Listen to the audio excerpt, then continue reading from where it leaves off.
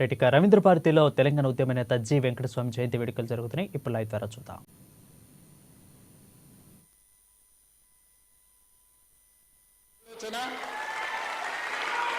తప్పకుండా ఆదిలాబాద్ ప్రాంత అభివృద్ధికి తెలంగాణ రాష్ట్రంలో ప్రభుత్వం అమలు చేసే సంక్షేమ అభివృద్ధి కార్యక్రమాలకు వాళ్ళ నుంచి సంపూర్ణమైన సహకారం తీసుకోవడం జరుగుతుంది. వారు ఒక స్ఫూర్తి కాక వెంకటస్వామి గారికి ఆస్తులకు మాత్రమే వాళ్ళు వారసులు.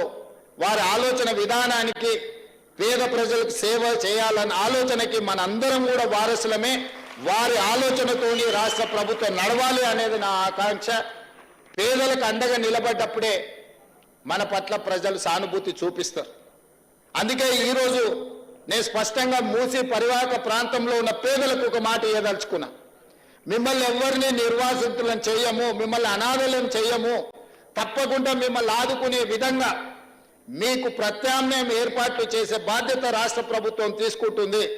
మూసి రివర్ బెడ్లో ఉన్న కష్టాలలో ఇక్కడికి వచ్చి ఆ మూసి మురికిలో దోమలకు అక్కడుండే కాలుష్యమైన వాతావరణంలో కూడా ఉంటున్నారు, నివసిస్తున్నారు. అంటే నిజంగా వాళ్ళు అత్యంత నిరుపేదలు. ఏ ఆదరణ లేక ఏమి చేయాలనో తెలియకనే వాళ్ళు అక్కడ నివసిస్తున్నారు. బఫర్ జోన్లో ఉన్న వాళ్ళు కూడా డబ్బులు ఉన్న వాళ్ళు కాదు, వాళ్ళు పేదవాళ్ళు. అందుకే మూసి రివర్ బెడ్లో ఉన్న వాళ్ళకి కానీ బఫర్ జోన్లో ఉన్న వాళ్ళకి కానీ తప్పకుండా రాష్ట్ర ప్రభుత్వం ప్రత్యామ్నాయం చూపిస్తుంది. పేదలకు నిల్వ నీడనివ్వడానికి ఒక నిర్ణయం తీసుకున్న కాకా వెంకటస్వామి గారి జయంతి సందర్భంగా నేను చెప్పదలుచుకున్నా, మీరు ఎవరైనా రెచ్చగొడితే వారి మాటలు నమ్మకండి. ప్రభుత్వానికి ఒక స్పష్టమైన విధానం ఉంది. ప్రభుత్వం మిమ్మల్ని ఆదుకుంటుంది. వాళ్ళు వీళ్ళు వచ్చి మాటలు చెప్పిన వాళ్ళు వాళ్ళ ఫామ్ హౌస్లను కాపాడుకోవడానికి మిమ్మల్ని ముసుగుగా రక్షణ కవచంగా వాడుకుంటున్నారు తప్ప మీ ప్రయోజనం కోసం కాదు. ఈరోజు ఆ మాట్లాడే వాళ్ళందరికీ నేను సూచన చేస్తున్నా, ఈ పేదలకు ఏం చేద్దామో సలహా ఇవ్వండి. ఇండ్లు ఇద్దామా, ప్రత్యామ్నాయంగా డబ్బులు ఇద్దామా, ప్రత్యామ్నాయంగా వాళ్ళకి ఏమైనా స్థలాలు ఇండ్ల పట్టాలు ఇద్దామా, లేకపోతే హైదరాబాద్ నగరంలో చాలా ప్రభుత్వ జాగాలు ఉన్నాయి, అక్కడ వీళ్ళకి ఏం ప్రత్యామ్నాయం చేద్దామో మీరు సూచన చేయండి. ఏది మాట్లాడినా ప్రత్యామ్నాయం చెప్పరు. అది మాత్రం చేయొద్దు, వీళ్ళని మాత్రం కదిలియొద్దు. ఎక్కడున్నది అక్కడనే ఉండాలి, ఎట్లున్నది గట్లనే ఉండాలి. చెరువులు, వాగులు, మీకు నాలాలు మూసి ఇవన్నీ మూసుకపోతే నీళ్ళు ఎక్కడికి పోతాయి?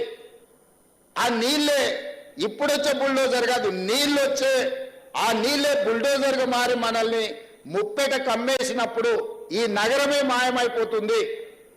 1908లో నిజాం నవాబు ఉన్నప్పుడు వచ్చిన ఉప్పెన వేలాది మంది ప్రాణాలను బలి తీసుకున్నది.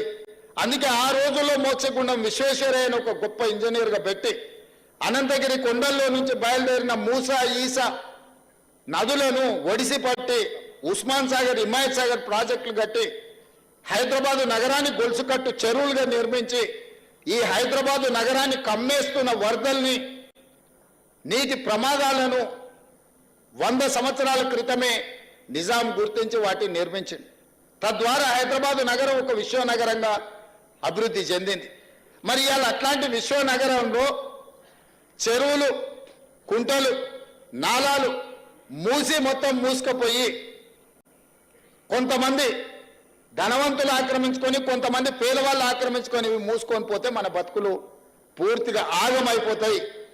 ఈ నగరం నీటి ప్రమాదం నుంచి కాపాడాలి, నగరం తాగునీటి సమస్యల నుంచి కాపాడాలి. బెంగళూరు సిటీలో ఈరోజు తాగనీకి నీళ్లు లేవు, నగరమే ఎండిపోయే పరిస్థితి మన ఎండాకాలం చూసిరు. తెలంగాణలో కూడా గోదావరి, కృష్ణ మన కరువు వల్ల ఎండిపోతే తాగునీటి సమస్యను ఉస్మాన్ సాగర్, హిమాయత్ సాగర్, హైదరాబాద్ నగరానికి తాగునీళ్ళు ఇచ్చి ఆదుకున్నది. అందుకే ఈరోజు ఈ వేదిక మీద నుంచి నేను పేదలకు ఒకటే విజ్ఞప్తి చేస్తున్నా, మీ మంచి కోసం ఈ ప్రభుత్వం ఆలోచన చేస్తుంది, బ్రహ్మాండమైన ప్రణాళికలు తీసుకొని వస్తుంది. మూసీలో ఉన్న వాళ్ళు ఎవరు ఆందోళన చెందాల్సిన అవసరం లేదు.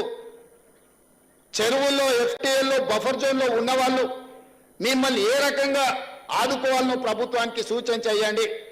ఈరోజు మీ దగ్గరకు వచ్చి కలిసి మీ సానుభూతి పొందాలను లేకపోతే మిమ్మల్ని అడ్డం పెట్టుకొని వాళ్ళ ఆస్తులను కాపాడుకోవాలనుకుంటున్న వాళ్ళ కుట్రలను మీరు ఆలోచన చేయండి. వాళ్ళని కూర్చోబెట్టి అడగండి. నేను ప్రభుత్వ అధికారులను అక్కడికి పంపిస్తా. అక్కడ ఉన్న ఇండ్లున్న వాళ్ళను, ఇండ్లు కోల్పోతున్న వాళ్ళను, మూసి రివర్ బెడ్లో ఉన్న వాళ్ళను, మూసి బఫర్ జోన్లో ఉన్న వాళ్లకు మీరే అధికారులను కూర్చోబెట్టి ఏ నష్టపరిహారం ఇద్దామో సూచన చేయండి. అదే తీర్మానం అసెంబ్లీలో చేద్దాం. మీరు కాళేశ్వరం మింగడానికి 1,00,000 కోట్లు మీ ఒక్క కుటుంబమే మింగింది కదా. ఈ మూసీలో ఉన్న వాళ్ళందరినీ ఆదుకుంటే కూడా 10,000 కోట్లు కావు. ఒకవేళ 10,000 కోట్లు పేదల కోసం ఖర్చు పెట్టడానికి ప్రభుత్వానికి మన దరిద్రం ఉందా? నేను స్పష్టంగా బీఆర్ఎస్ బీజేపీ నాయకులకు సూచన చేస్తున్నా. ముఖ్యంగా ఈటల రాజేందర్ గారికి, కేటీ రామారావు గారికి, హరీష్ రావు గారికి నేను సూచన చేస్తున్నా. మీరు ముగ్గురు రాండి సెక్రటేరియట్. నేను మా ఉప ముఖ్యమంత్రి గారు కూర్చుంటాం. అధికారులు అందరినీ పిలిపిస్తా. ప్రణాళికలన్నీ ప్రజలకు చూపిద్దాం. ప్రజల్ని ఎట్లా ఆదుకుందాం, ఎట్లా బాగు చేద్దామో చెప్పండి. ప్రత్యామ్నాయంగా వాళ్ళకి మంచి ఇల్లు కట్టిద్దామా, లేకపోతే నష్టపరిహారం ఇద్దామా, వాళ్ళు బాగా పనిచేసుకోవడానికి ఉపాధి కల్పిద్దామా, వాళ్ళ పిల్లలు చదువుకోవడానికి మంచి పాఠశాలలు నిర్మిద్దామా, వాళ్ళకి ప్రత్యామ్నాయం ఏం చేద్దామో చెప్పండి. లేదు అంటే ఇట్లనే వదిలేసి మూసేద్దాం, అది కూడా చెప్పండి. చెరువులు పోయి, కుంటలు పోయి, నాలాలు పోయి, మూసి కూడా పోయిందంటే రేపు అనంతగిరి కొండల్లో నుంచి వచ్చే ఈ వరదను, ఈ ఉప్పెనను ఏ రకంగా హైదరాబాద్ నగరం భరిస్తుందో చెప్పండి. ఇవాళ ఎక్కడైనా 1,200, 1,400 ఫీట్లు బోర్ వేయకుంటే ఎక్కడన్నా నీళ్ళు వస్తున్నాయా? మరి హైదరాబాద్ నగరం మొత్తం కాంక్రీట్ జంగిల్ అయిపోయింది. మరి గ్రౌండ్ వాటర్ పడిపోయి నగరం మొత్తం దెబ్బతిని ఇవాళ మూసీలో హైదరాబాద్ మురికి మొత్తం నిండి ఈ మురికి మొత్తం నల్గొండ ప్రజలకు విషవాయువులుగా విషంగా మారి ఆ నల్గొండ ప్రజల విషాన్ని దిగమింగుకొని బతుకుతున్నారు. ఏ విధంగా నల్గొండను ఆదుకుందామో మీరు సూచన చేయండి. మా ప్రభుత్వానికి పట్టింపులు లేవు. మా ప్రభుత్వానికి ఎవరి మీదనో కోపం లేదు.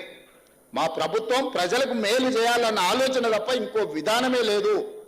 అందుకే ఈటల రాజేందర్ గారికి నేను సూచన చేస్తున్నా. సబర్మతి రివర్ ఫ్రంట్ నరేంద్ర మోడీ గారు గుజరాత్లో కట్టుకున్నారు. 64,000 కుటుంబాలను తరలించండు. అందులో 16,000 మందికే నష్టపరిహారం ఇచ్చిండు. నరేంద్ర మోడీ గారు గుజరాత్ను బాగు చేసుకోవడానికి సబర్మతి రివర్ ఫ్రంట్ కడితే ఈటల రాజేందర్ గారు సపోర్ట్ కొడుతున్నారు. మా మోడీ గారు చూడండి గుజరాత్ మోడల్ ఎట్లా డెవలప్ చేసిండని. మరి అదే సబర్మతి రివర్ ఫ్రంట్ అట్లాంటిదే మూసీ రివర్ ఫ్రంట్ హైదరాబాద్లో కట్టుకుంటే రాజేందర్కి వచ్చిన కష్టమేంది, దుఃఖమేంది నాకు అర్థం కాలే.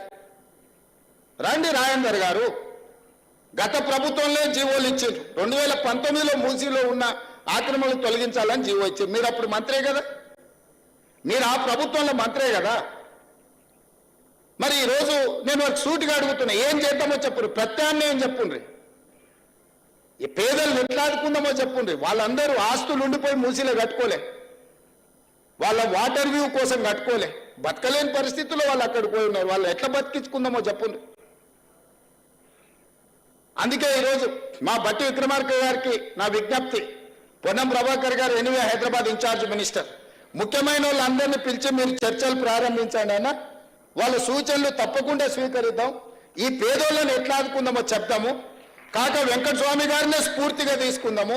హైదరాబాద్ నగరానికి వలస వచ్చి ఉద్యోగ ఉపాధి దొరక్క మూసీలో కలుషితమైన వాతావరణంలో బ్రతుకుతున్న వాళ్లకు ఒక మంచి జీవితానికి, వాళ్ళకు ఒక మంచి వసతులు కల్పించడానికి అవసరమైన ప్రణాళికలు మీరు సిద్ధం చేయండి.